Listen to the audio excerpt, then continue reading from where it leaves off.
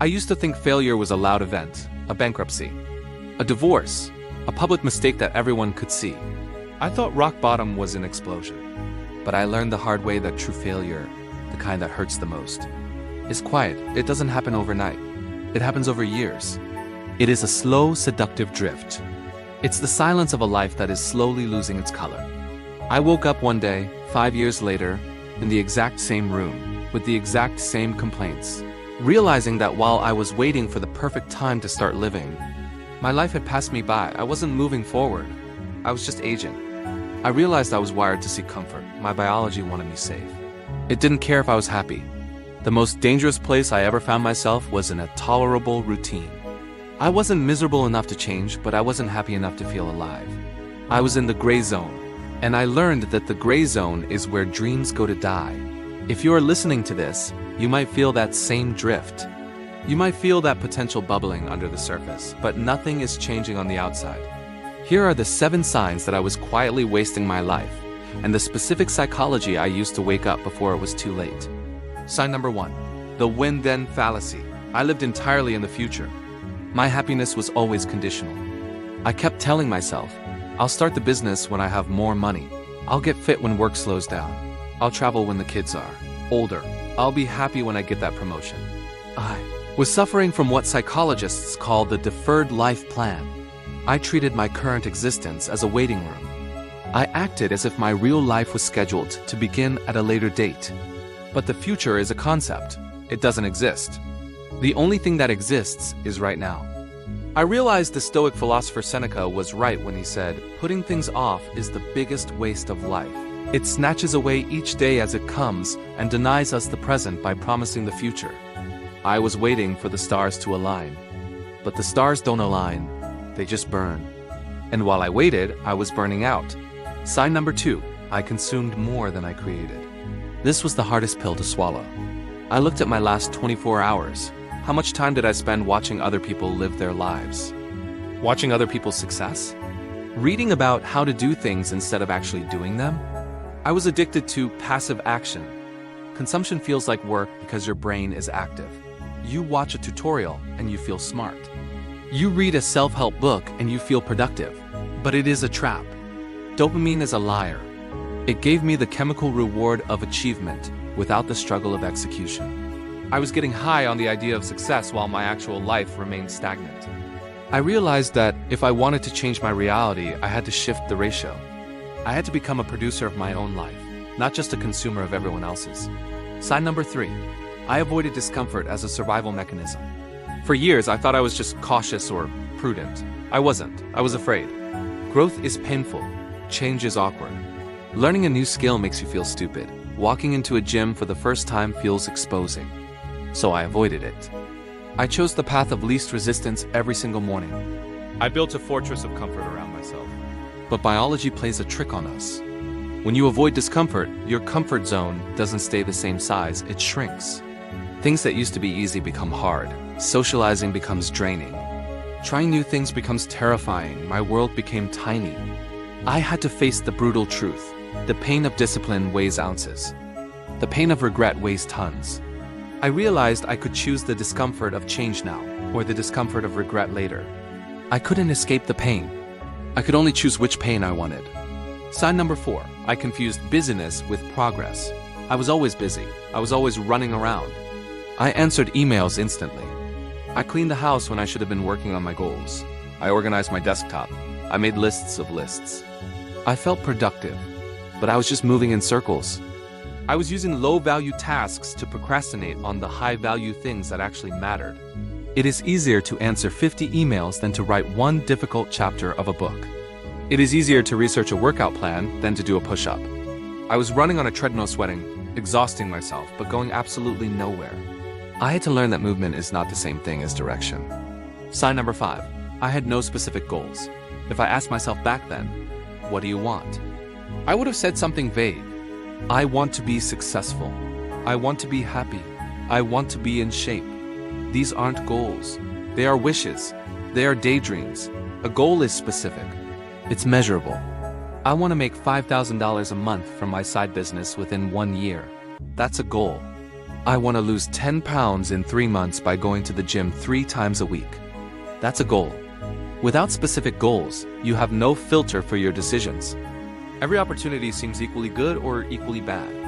You say yes to things that don't serve you, and no to things that could change your life. Vague desires lead to vague outcomes. I was a ship without a rudder, drifting wherever the current of my daily moods took me. It was only when I defined exactly where I wanted to go that I could finally start to steer. Sign number 6. I let my past define my future. I carried my past failures around like a badge of identity. I told myself stories. I'm not good at public speaking because I was shy as a kid. I can't start a business because my first attempt failed. I'm just not a disciplined person. I was suffering from a fixed mindset, a term coined by psychologist Carol Dweck. I believed my abilities were set in stone. But the truth is, your past is data, not destiny. It's a library of lessons, not a life sentence. I had to learn to separate my identity from my past actions. Failing at something doesn't make you a failure. It makes you a learner. I realized my personal narrative was a choice. I could either be the victim of my history or the hero of my future. I just had to decide which story I wanted to live. And finally, sign number 7. I waited for motivation to strike. This was the biggest lie of all. I believed I needed to feel like doing something before I could do it. I'd wait for a burst of inspiration. I'd wait for the perfect mood. But motivation is not a cause. It's an effect. It's the spark that comes after you start the engine, not before. Think about it. You rarely feel motivated to go to the gym. But after you force yourself to go and have a great workout, you feel amazing. You feel motivated. Action creates motivation. It's a positive feedback loop. The more you do, the more you want to do. I stopped waiting for the feeling and started focusing on the action. I made a rule. Just do 5 minutes. Just write for 5 minutes. Just put on your running shoes and walk for 5 minutes. Almost every time those 5 minutes turned into 30. I had to learn that you don't think your way into a new way of living. You act your way into a new way of thinking. Waking up from this slow drift wasn't a single event. It was a series of small, conscious decisions. It was choosing creation over consumption, choosing discomfort over regret, choosing direction over busyness, choosing a specific goal over a vague wish, choosing to write a new story instead of rereading the old one, and choosing action over the illusion of motivation. It started with admitting that the quiet life I had built was a cage. And then one small decision at a time, I started to break the bars. If you feel stuck in that gray zone, know that you're not alone. But also know that the only person who can pull you out is you. It doesn't have to be a loud explosion. It can be a quiet decision you make today, and every day after. Here's another big sign I was drifting. I tolerated mediocrity in my circle. Now this might sound controversial, but it was a crucial realization for me. I took a hard look at the people I spent the most time with. Were they challenging me to be better? Or were we just gossiping about other people? Were they actively building their futures? Or were they stuck complaining about their present situation? There's a powerful psychological concept called social contagion. It means we subconsciously adopt the habits, the vocabulary, and even the energy of the people we're closest to. Think about it. It felt like I was trying to run a marathon while chained to people who only wanted to sit on the couch. I thought I was being loyal to my friends, but in reality, I was just being anchored down. It was a tough pill to swallow, but I realized that solitude is far better than toxic company. I had to become willing to walk alone for a while so that eventually I could find the right people to run with. It's not about abandoning people, but about protecting your own growth and energy. You can't pour from an empty cup, and you can't soar with eagles if you're surrounded by chickens. The next sign was a bit more personal and insidious. I was trapped by the sunk cost of my own identity. What does that mean?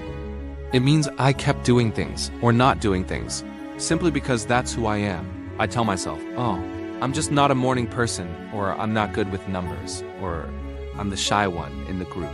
The biggest one was my career. I think I've already spent 4 years in this field. I can't just leave now. I was clinging to a past version of myself because it was familiar and comfortable, even if it was making me miserable. This is a classic cognitive bias called the sunk cost fallacy. It's the idea that because you've invested time, money, or effort into a mistake, you have to keep making it. It is like continuing to watch a terrible movie just because you're already an hour in. I had to learn that my past does not define my future. It only defines my starting point.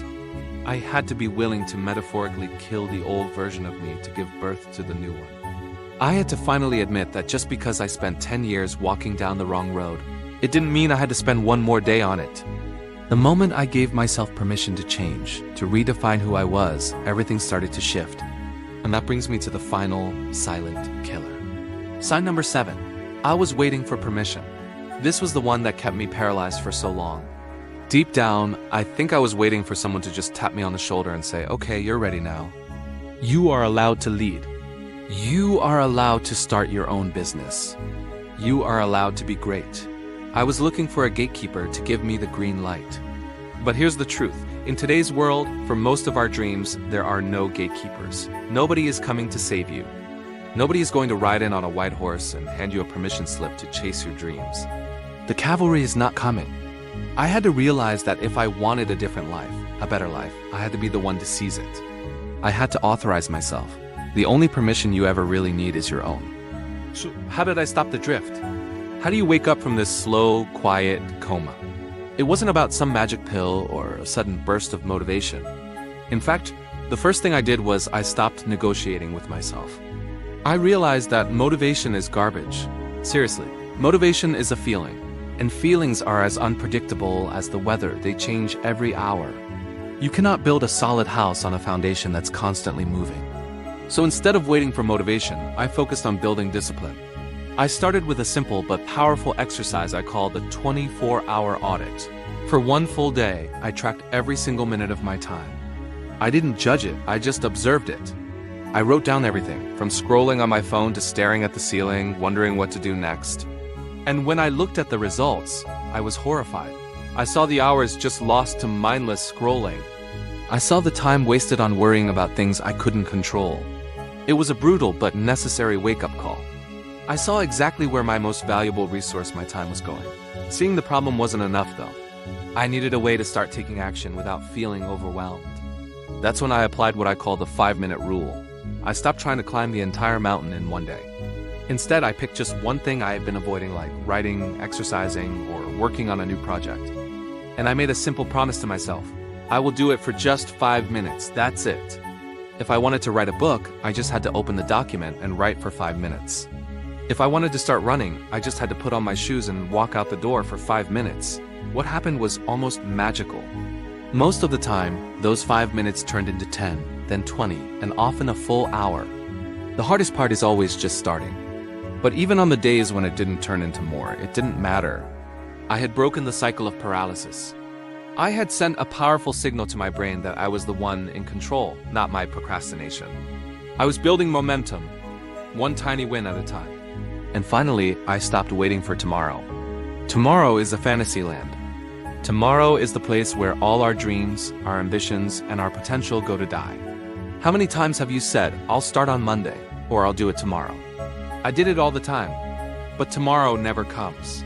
There's only today, right now. I started living for today.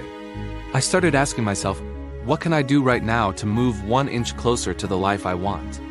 If any of this, if my story has woken something up inside of you, please do not let this moment pass you by. Don't just click away to the next video and let this feeling fade. I want you to do something. Take a piece of paper or open the Notes app on your phone. Write down the one thing you know you've been avoiding. The one thing you keep pushing to tomorrow, and then just do it for 5 minutes. Right now. The drift is silent. It creeps up on you without you even noticing. But your wake-up call doesn't have to be. It can be loud, it can be clear, and it can start today. It's not too late to take back control. If you're ready to stop drifting and start building a life of clarity, purpose, and action, subscribe to the channel. Let's do this together. Thanks for watching.